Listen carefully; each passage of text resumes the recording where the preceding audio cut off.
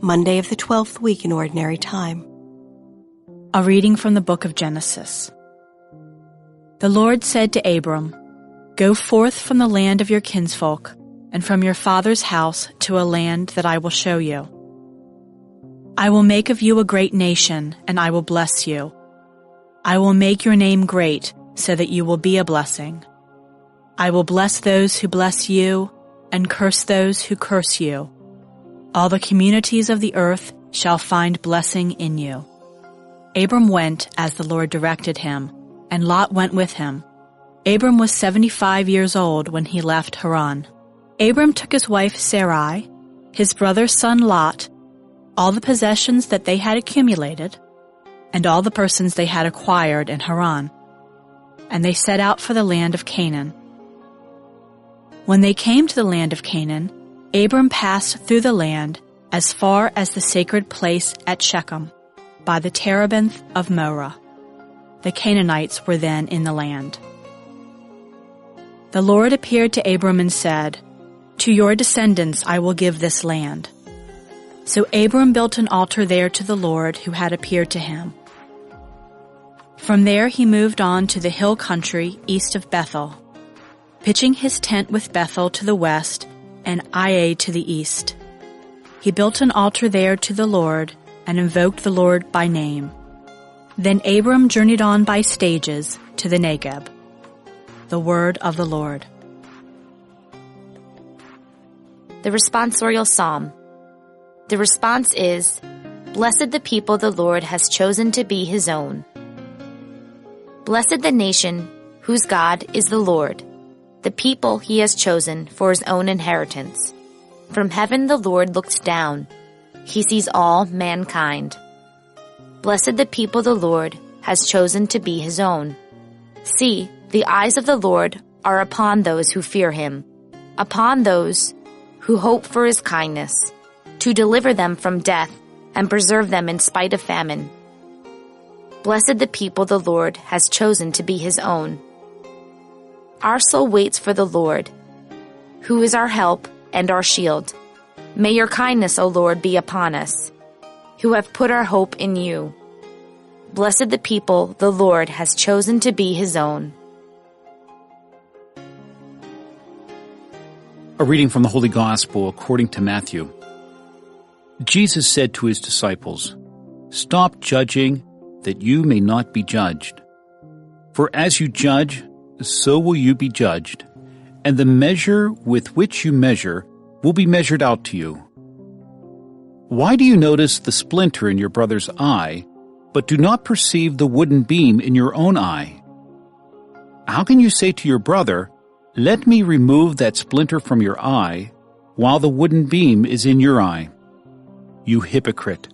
Remove the wooden beam from your eye first. Then you will see clearly to remove the splinter from your brother's eye." The Gospel of the Lord.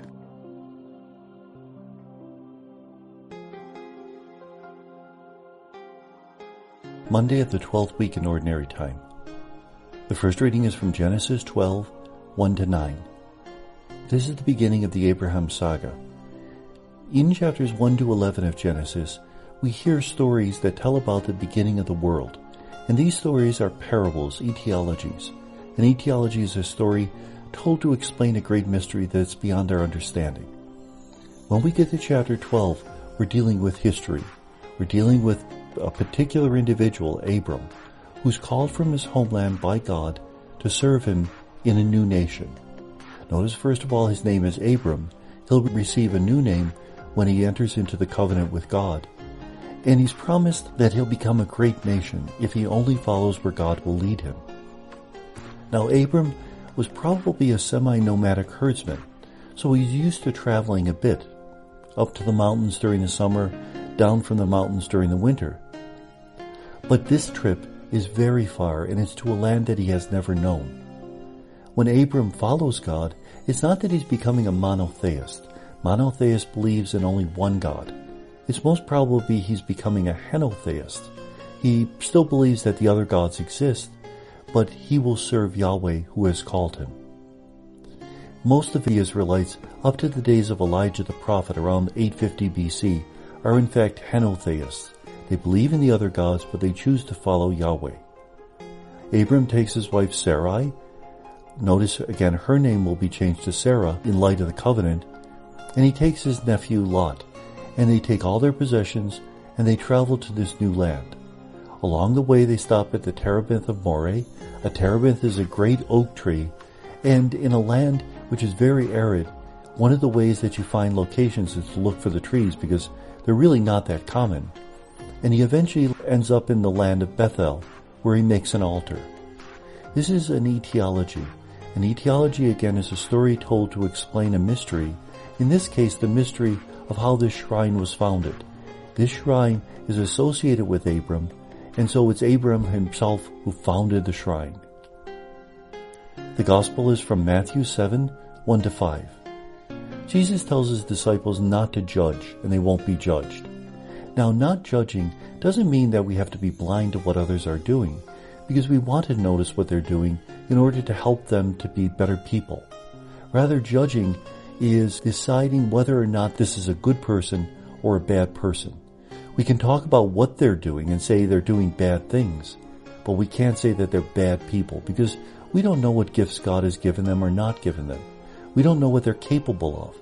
Maybe doing what they can, which isn't very much, is a greater act than what we're doing because maybe we've been given great gifts of faith and they've been given very few. We don't judge. We leave it to God. The measure with which you measure will be measured out to you.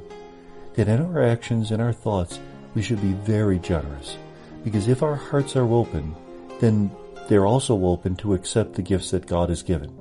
But if our hearts are closed, if we're self-sufficient, if we're arrogant, if we're judgmental, then our hearts will be closed to receiving God's gifts. And don't take the splinter out of your brother's eye before you remove the beam from your own. Before we go around correcting others, we should correct ourselves. And in fact, the only person in the world we can truly save is ourselves, by walking the path of conversion. In doing that, we invite others to conversion, because when they see us surrender to the will of God, it's easier for them to surrender. We cannot force them to convert. Fear and guilt only bring conformity. They don't bring conversion. Only love brings conversion. And may God bless us.